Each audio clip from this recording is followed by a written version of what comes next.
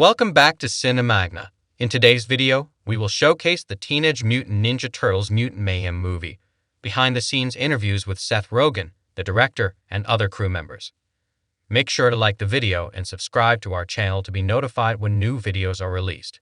I grew up watching the Teenage Mutant Ninja Turtles. I think the animated series came out in 1987 when I was 5 years old, and then the live-action movie came out in 1990. I was 8. And so it was like perfectly geared towards someone my age. And I loved it. They were funny. They were referential. They made a lot of references I honestly didn't understand. And in retrospect, were even outdated by the time they were making them. But still.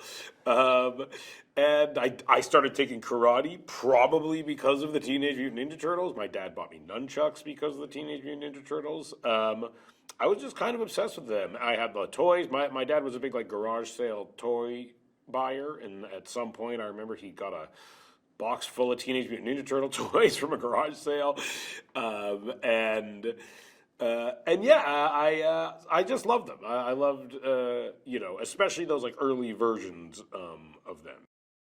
It was a joke I would anecdotally make from time to time, which was, and before any of this came our way, was, I of Teenage Mutant Ninja Turtles, of all those words, the teenage part was always kind of the most underexplored part in my head, and kind of the most interesting in a lot of ways. I think a lot of my career has been intrinsically tied to kind of the high school teenage genre, and so I'd always thought it would be really interesting to explore them in that way, and especially because, from my understanding, every version of them has been performed by adults, and I don't think they've ever had teenagers actually voicing the Ninja Turtles. And to me, yeah, again, as someone who on Freaks and Geeks, that was always such a thing that they were trying to instill, is I was 16 and I was playing a 16-year-old, and it was Superbad. We tried to cast kids who were actually 17 and 18 and around the age, and so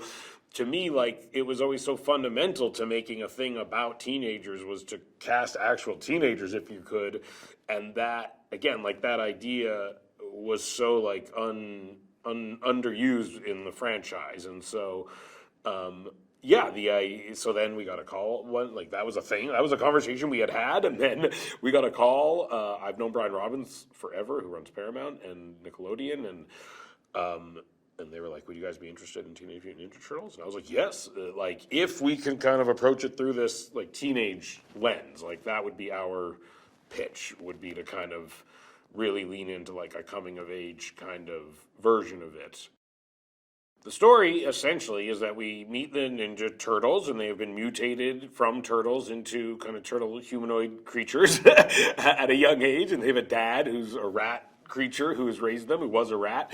When we find them, they live in the sewers because their father has instilled in them that humanity will never accept them and will hate them, and that they're monsters basically. And he's taught them martial arts to defend themselves from humans who Splinter, their dad, thinks are evil.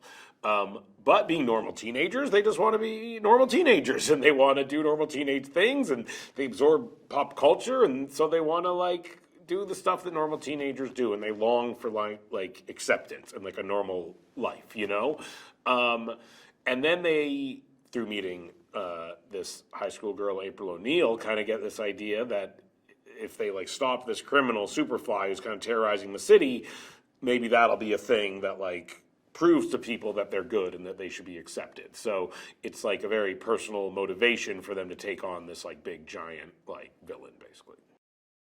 We wanted there to be tons of mutants in it.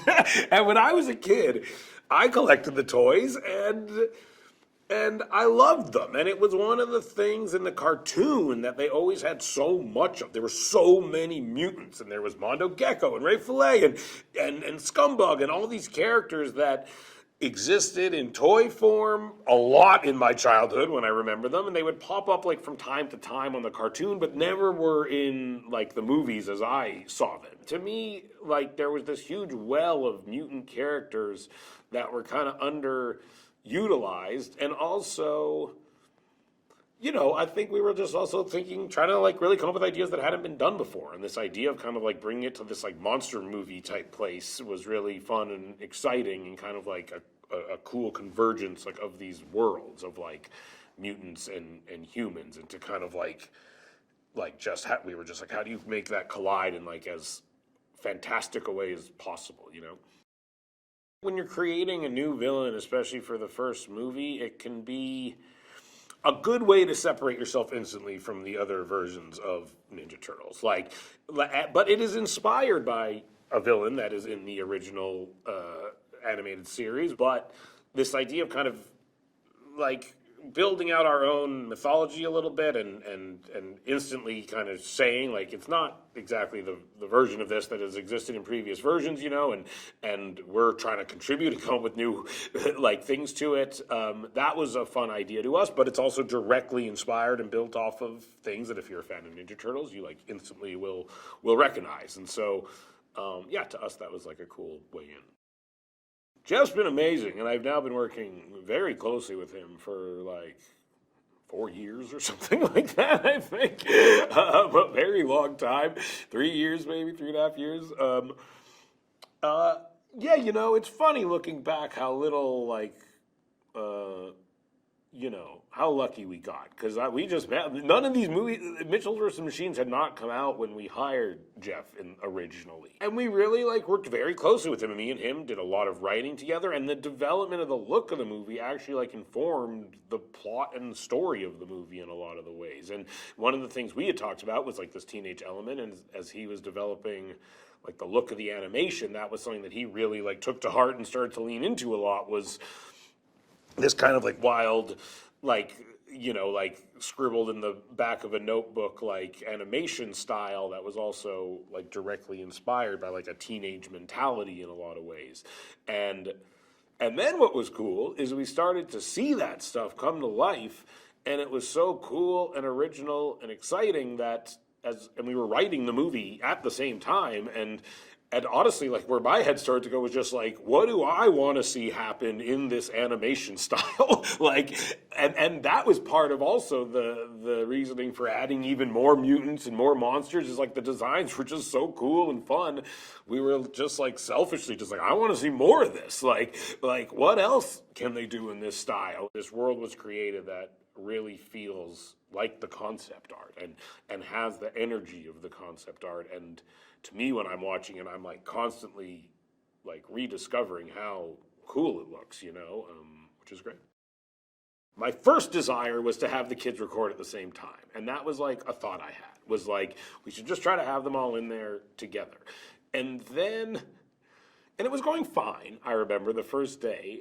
And then I remember, like, we took a break and we were in the recording studio, and they were all in the recording studio we were in. They had like this tiny little banquette, like a booth, like a little tiny booth, like a restaurant booth. And they were all four of them like crammed into this booth, and they were just like, bah, bah, bah, bah, bah. Oh, you did this shot, oh yeah, bah, bah, bah, bah, bah.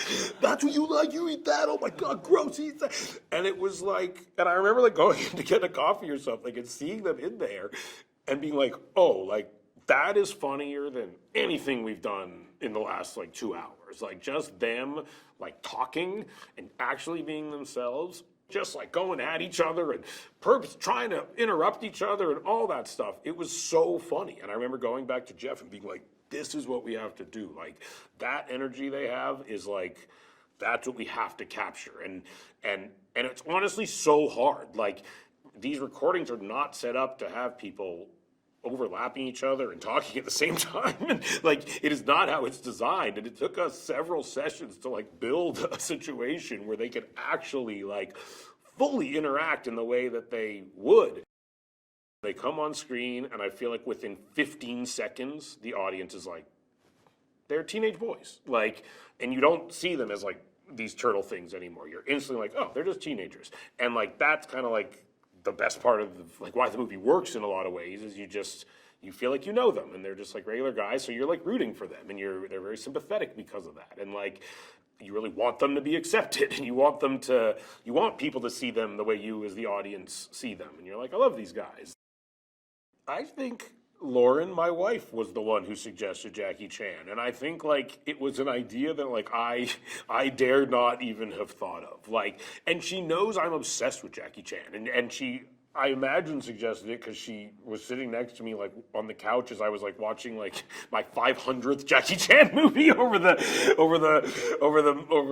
months, you know, of the pandemic, and like literally I don't think I've seen every Jackie Chan movie because there's a lot of them, but I've seen, I'd say, almost all of them, you know, and I truly think he's like the greatest living comedian, you know, and I think like he's like a marvel. Like I put him in the category of like Buster Keaton or like Charlie Chaplin. Like he is not only funny, but he is like physically capable of things that are like elusive to most, you know?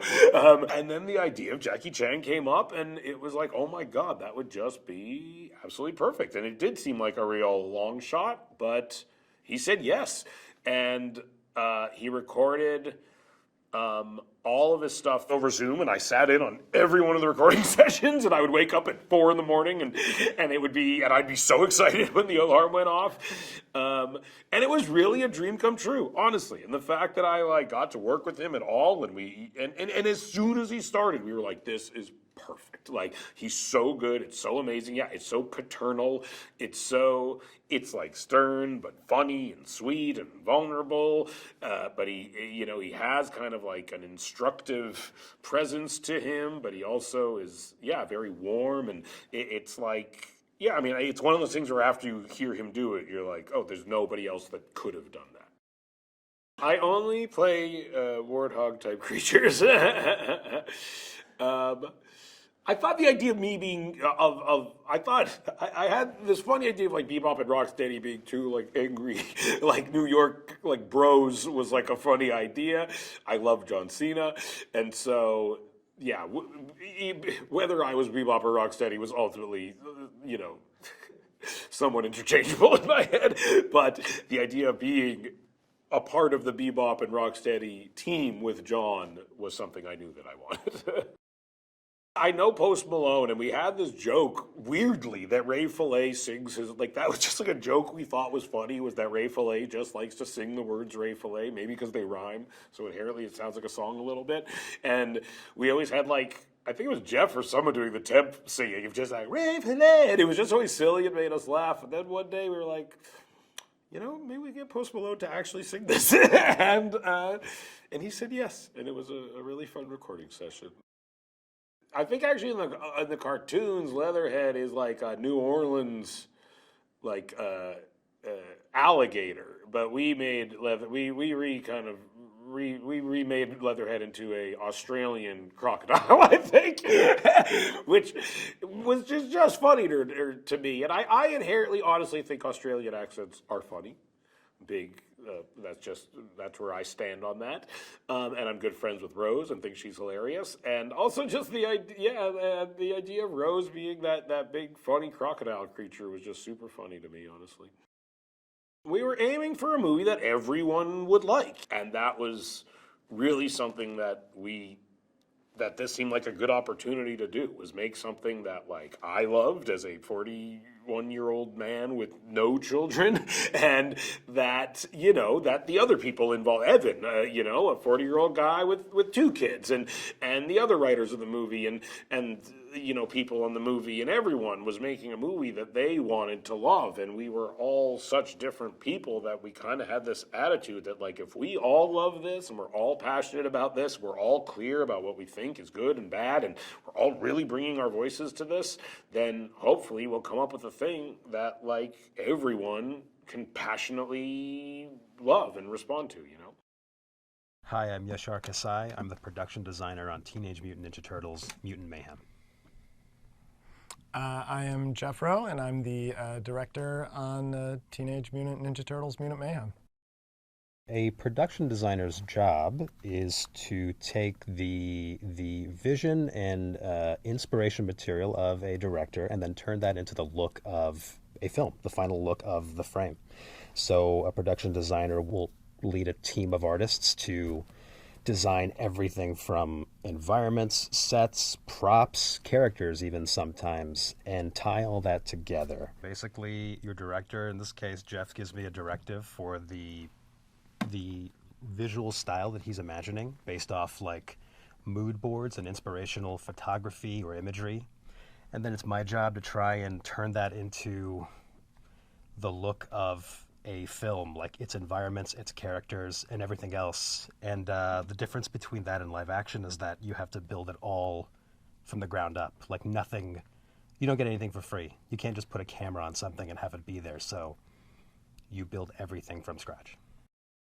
I think this version of New York is actually pretty well grounded. And I think that was absolutely the right call considering how like unhinged and absurd the other side of this film is. So I think the hardest part about capturing it was really just studying it and looking at real photography. And Jeff had plenty of photography to look at, and we would just like try and find what made that feel so authentic in its lighting.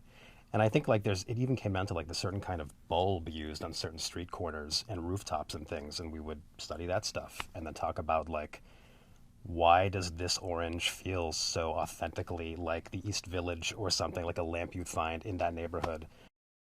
Really, we just wanted it to look like teenage drawings, the kind of drawings you did when you were in high school that have weird shapes and bad perspective, but are really lovingly rendered in places. But we really wanted to make it feel lived in. So they've modified the space, they've put stickers on things, they all kind of have their areas carved out for themselves.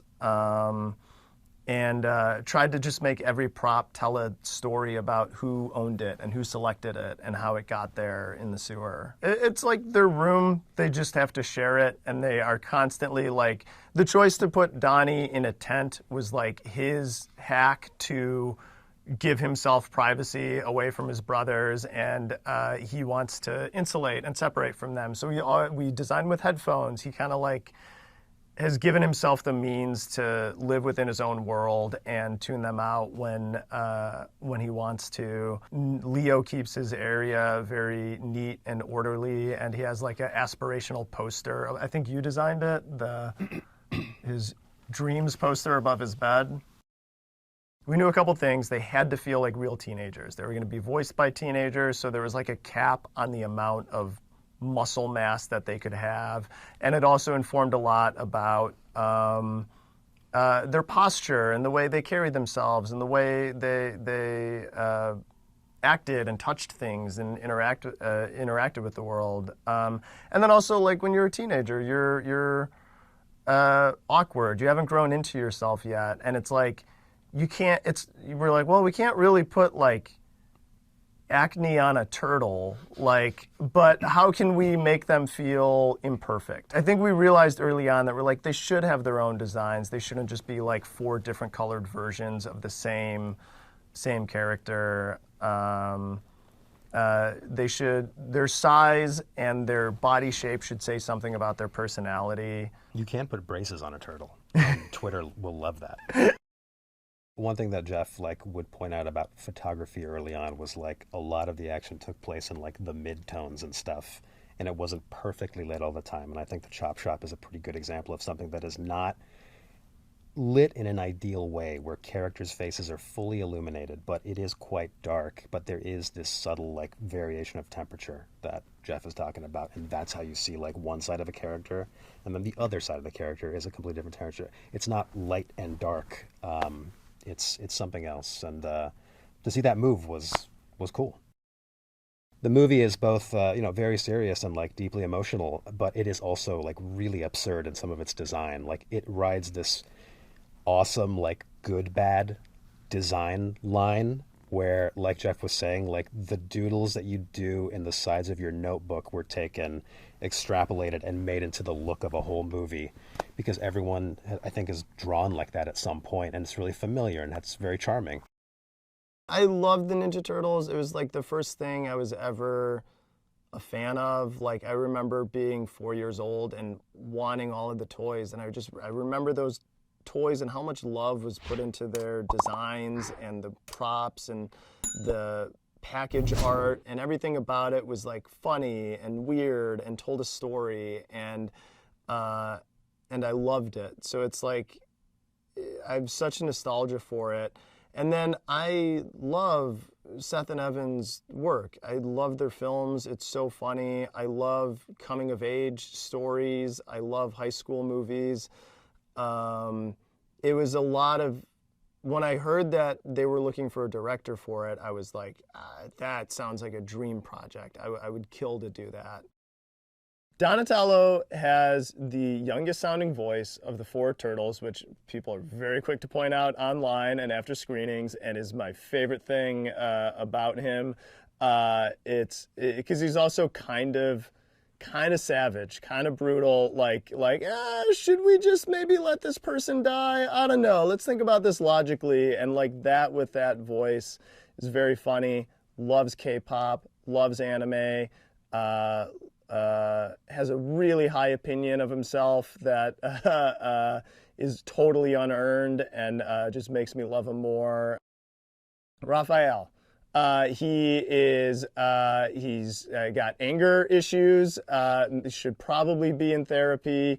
He's working through it. He's really sensitive. He doesn't like people knowing that, but I think like we wanted him to feel not just like arrogant and like sure of himself. We wanted him to be more like brooding, and he was just born bigger and stronger than the other turtles, and he carries that baggage with him, and he embraces it in some ways, but I think he also he's like very self-aware, and it causes him a lot of unease. Michelangelo is the funny one. He's he's a force of positivity for the group. He's like the morale police, keeps everybody trying to think positive and have a good attitude, and everybody hates him for it. Leo is very insecure, and he tries really hard. Like, he is not as talented as the other turtles in any ways. He's never going to be as funny as Mikey. He's never going to be as smart as Donnie. He's never going to be as strong as Raph. But he will work harder than anyone, and his passion is what he tries to make up for it with. With this, it was just, we eventually threw the script away and would just have them like, I don't know, what's a funny thing? What would you actually want? What would you actually listen to on the radio? And the kids would just make up stuff, and they would talk about things that they were passionate about, and the personalities, and we ended up writing to that. Like, the personalities of the characters as you see them on screen came from that improvisation and from the chemistry they had with each other, and it was so much, we couldn't have written it. There's no way. The bacon, egg, and cheese scene in the film is like, Seth described it as like, that's comedy that I would describe as unwritable. Like, it only works because they just did it and they just went off on a riff together. It's the Ninja Turtles. These four brothers, Leo, Mikey, Donnie, and Raph, live in the sewer. Have lived in the sewer their entire lives. It's dark, it's scary, there's weird noises, it's wet, their father is kind of overbearing and doesn't trust humans based on this trauma that happened to them in their childhood, and they've become teenagers, and they are getting restless about their life, and they want more, and they see the human world, and they're on the internet, and they're familiar with human culture, and they sneak out into the world and see movies and see things, always from the shadows. They just want to be normal.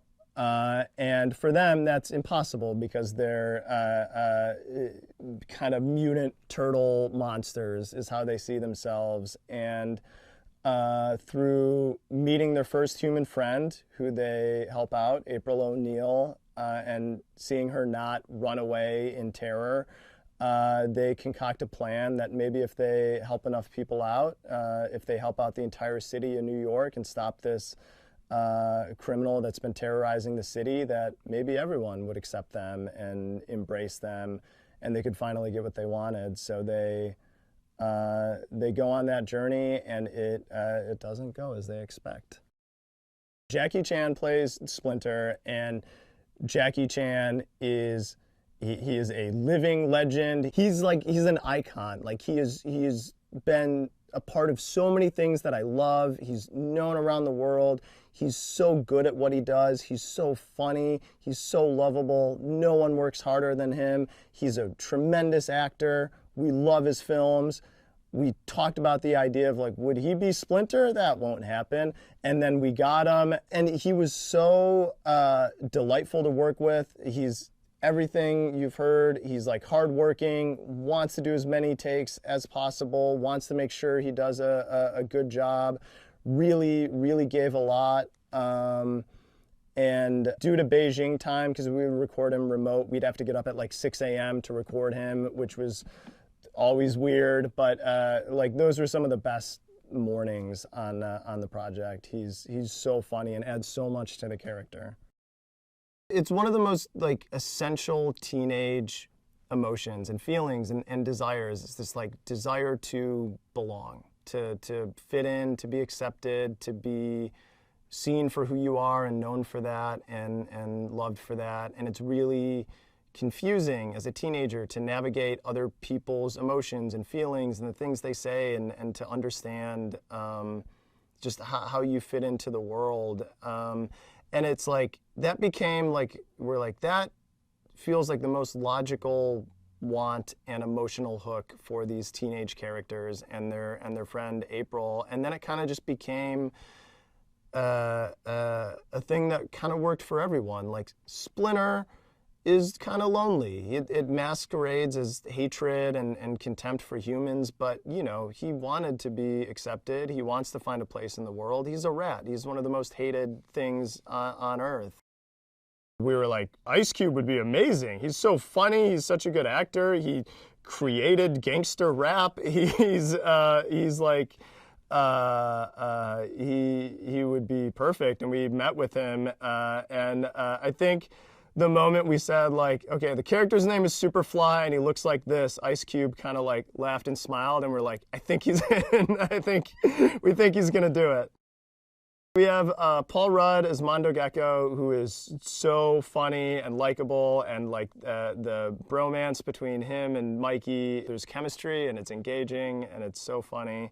Natasia Demetriou as Wingnut, Rose Byrne as Leatherhead, Seth Rogen, obviously, and John Cena as Bebop and Rocksteady. Post Malone as Ray Fillet, who he was the nicest man, and it was such a fun record. Hannibal Buress as Genghis Frog, which is also very funny. Maya Rudolph as Cynthia Outram, the other villain, the real villain in the story. Giancarlo Esposito as Baxter Stockman.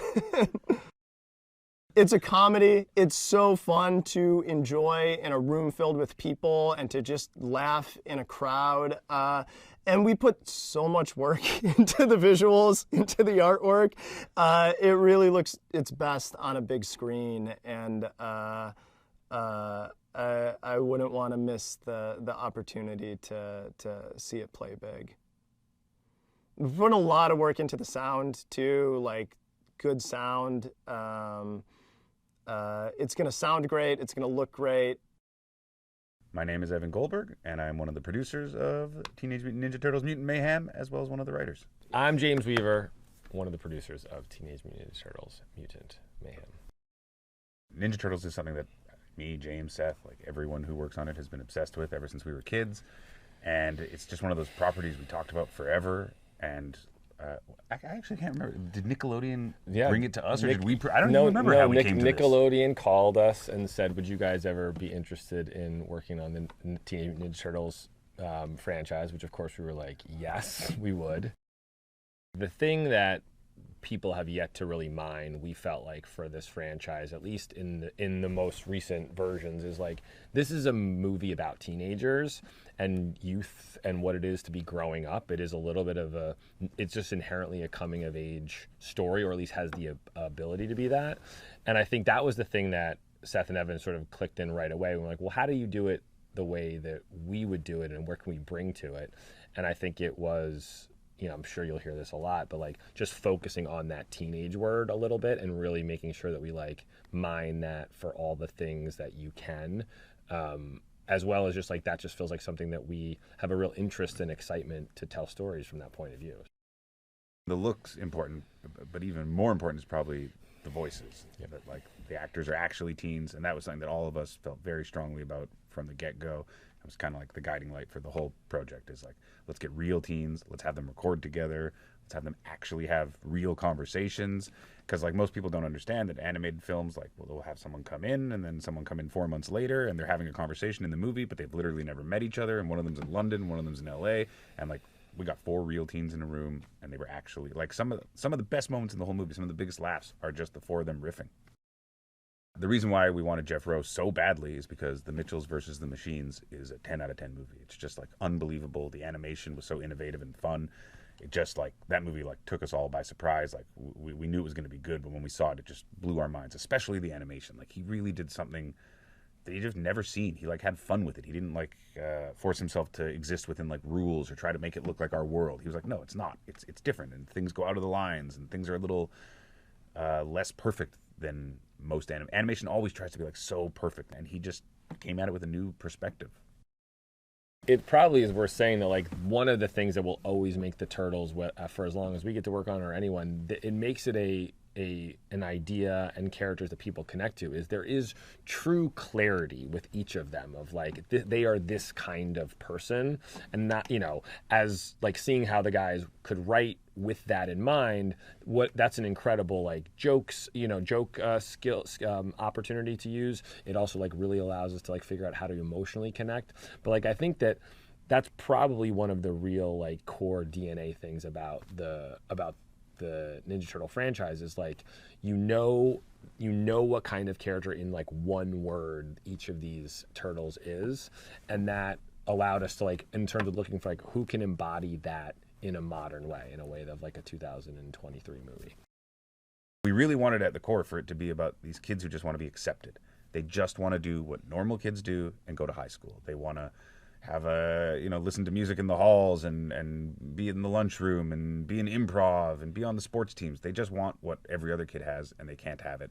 And everything is around that. Every single part of the film is just like the relationship with Splinter revolves around that too. He wants to protect them, but they just want to do what all the other kids do.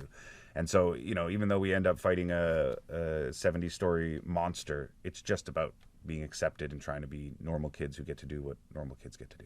And I think in the having a mirror of that in the villain plot and the sort of the villain emotional story of like watching what going for acceptance might be, what that might look like if you go too far, I think was one of the things the guys cracked from a storytelling standpoint of like, you know, being accepted is a very classic teenage sort of emotional thing that you're dealing with, and then how do you play that out against the villain that you're trying to fight? And I think one of the things that that Jeff and Seth and Evan sort of came up with was like, well, what if the person that they're fighting is also trying to be accepted? They're just going about it from a completely different sort of way, and then how that might actually throw your sort of whole idea of like who I am off.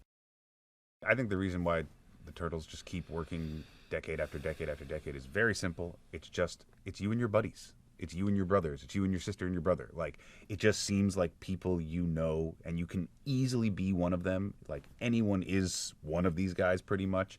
There's not like a goth one. I guess if they had a goth one, everyone could identify with something. But almost everyone can identify with one of these guys. And just like, especially in our version where we have these actual teenagers improvising together, like it truly is like identical to moments I experienced in high school. And I think, yeah, it's just that like everyone can see themselves, but even more importantly, you can see your friends or siblings and you in that. Seth and I are just obsessed with Jackie Chan. We've been watching Jackie Chan movies since Rumble in the Bronx came out, which introduced us to him pretty much. We've just been obsessed. We think that he has the greatest comedic timing of anyone, maybe like Buster Keaton in him and Charlie Chaplin. He just like figured out a way to make things visually hysterical and thrilling. And that is like a very, very unique thing that he has mastered well beyond anybody. And considering this is like an animated martial arts comedy, it just like couldn't have been more perfect to have him in the role. And we didn't actually think of him right away because it just didn't even seem like possible. Didn't seem like possible. how, like what? And then I think we were like, but there's one person who would obviously be like the biggest, coolest idea, but they'll never do it. And then we made the call, and it was like he'd like to look at the script and consider doing it. And I think we all were sort of freaking out, like, oh, and then it was like, how are we going to blow this? Like, we were certain, like, oh, we'll say something, or there'll be some joke that we pitch, and he'll be like, oh, I never want to talk to you again, and please go away. And then all of a sudden it was like, he signed, we're doing a record. And the records were always super early in the morning. So kudos, especially to Seth and Jeff, who ran those mostly. But like they would be up like at like 5 a.m. and they're riffing with Jackie Chan, and he's doing their, you know, the lines that are written. The like he was coming up with like funny ideas. And he was like a dream. Like he's like, do you have what you need? Do you want me to do it again? When he came in, we were all very excited, of course. And me and Seth and James have met him before. So our initial starstruckness was not there. We were just ready to rock, and we were like, let's do this thing. But you forget that he is like a master of words. Like he is a rapper. This is what he does. And like he just went like 0 to 60, stayed at 60 the whole time, like bam, bam, bam, bam. And he'd be like, I got an idea. Let's do it again. Like I've never seen someone take less breaks and deliver more faster. Like he delivered. Like, if you know how much time he recorded in total for how much he's in the film, it's astounding. Yeah. Like, he just nailed, like, most of his lines he got on the first try, which is just never the case. We went through a lot of ideas for who April could be. I think that Jeff very early on had a very strong take on the design of the character. Like he really had some interesting thoughts about like how April should sort of be, should be in the movie. Io was able to do both this dramatic sort of is an incredible actor, but she's really funny. I mean, she's just a genuine comedian. So when she came in red, it was clearly like, it was so obvious it was her. I think people can expect an awesome teenage comedy at the center of it all, and then you just layer a bunch of ninja action on top of that, and mutants. Those three things. I think we made as funny a movie as we've ever made that also has like an incredibly great action element to it. And I'm just excited I can show my child a movie I've made finally. So frankly, this is all for my son. My name is Kevin Eastman. I am the official co-creator of the Teenage Mutant Ninja Turtles. With my partner Peter Laird, we created the Turtles back in 1984. The creation of the Turtles came out of love, passion, and a late-night bout of goofiness. I'm a big fan of Bruce Lee. I thought if Bruce Lee was an animal, what would be the silliest animal he would be? And so I did this drawing of a turtle standing upright with a mask on, nunchucks strapped to his arms, and I put it on Pete's desk, and I said, this is going to be the next big thing, a Ninja Turtle. And he laughed, and that was the barometer to carry on the foolishness to the next level. So if one, why not a group? So the first night we drew, I did a pencil sketch with all 4 turtles, each with different weapons. When Pete inked it in, he added Teenage Mutant to the Ninja Turtle title, and that was it. We fell in love with the idea, and we didn't have any distracting painting work going on. The evolution of the names of the turtles really came out of that same kind of silliness that we approached the title, and we thought originally maybe traditional Asian names would be appropriate because of the history, not silly enough. Doug, Bob, Steve, still not silly enough. And in high school, not only being a comic book geek, I was a real art history geek, and I did a mural at high school of my tribute to Leonardo da Vinci. And so I just blurted out to Pete, I said, why don't we go crazy and name him after like Italian Renaissance artists, Leonardo, Michelangelo, and Raphael? And we laughed, and it stuck. There was a discussion for about 2 weeks on Donatello because I liked a sculptor named Bernini better. So Donatello was almost named Bernini, but eventually we went with Donatello. The personalities of the turtles, to me, evolved out of comparisons or similar to a group that I would hang out with in high school, or friends you might have, is that you would have the one that was the funny one, always cracking the jokes at the right or wrong time. The one that was more into technical this and that, taking apart clocks and building stuff. You'd have one that was the self-appointed leader of the group, and then you had the one, hopefully, that would be someone that would back you up in a fight. And I love the cross-section of these different personalities because they would be sibling-like, have arguments, be at odds. They love each other, but they don't always like each other. But when the chips are down, they all come together as a team, and together they're stronger with all of these personality types. Bringing that to the table is appealing. When Nickelodeon first mentioned that Seth Rogen and his crew was interested in doing a turtle project, I was absolutely pumped, thrilled, and not only being a longtime fan of Seth Rogen, I love his style and sense of humor. It's kind of my style, a little snarky, kind of sarcastic at times, and very in your face at other times. And I always felt that the humor elements of the Turtles is just as important as the martial arts stuff. So I was excited to see what he saw, what his crew saw as a vision for the movie, and it's big and loud and proud and awesome, and it's all them. You can see it just from the trailer alone. You can see that these guys nailed it. What I loved about the approach for this movie was similar to Peter and I still figuring out how to draw when we were doing the early issues. So it's very organic. It's very raw. It's almost like an underground comic. It's earthy, and you feel the dirt and the city and the environment is all there. And I feel like that they really captured that wonderfully. It reminds me a lot of the original stuff that Peter and I did.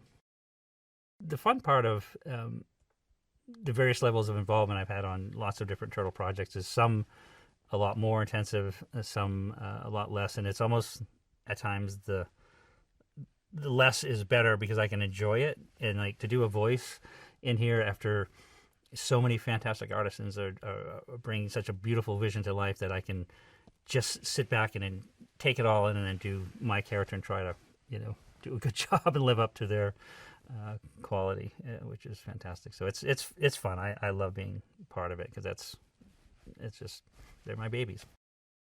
When they first showed me the style, how they wanted to approach the animation, I loved it in that. Again, I feel like it went to that sweet spot for me, which is these are teenagers and they're and they live in the city and they have. You can feel them. It's like something feels right about it. It doesn't feel forced or manufactured. They're not too overly muscular, or they're not too big, or not heroic, or it just captures their essence of four goofy kids. It's like the two goofy kids, Pete and I, that created these things in the first place. It was the style is perfect for this film.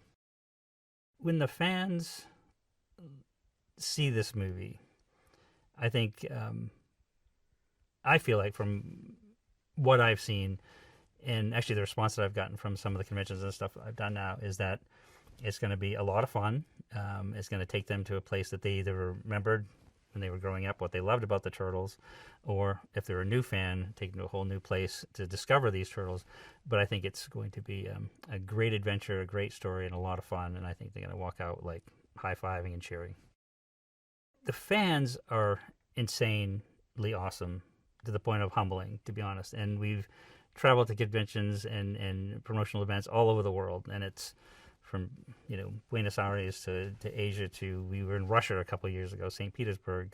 We were just in Italy recently, and it's so bizarre that it transcends so many languages and so many cultures, and they get through it. They found something they love about these characters, and it never goes away. I mean, I've been in countries where they can't speak a word of English, but they're so emotional about their love of turtles. They just cry. Men, it's like getting really emotional and just can give you a hug. They say, "Can I just hug you?" And it's like, that's insanely cool. That's overwhelming. And that I use the word humbling a lot because it is, to go so far away, because it's kind of a iconic, silly American idea. But at the same time, it goes so far beyond that. That's pretty wild, pretty awesome.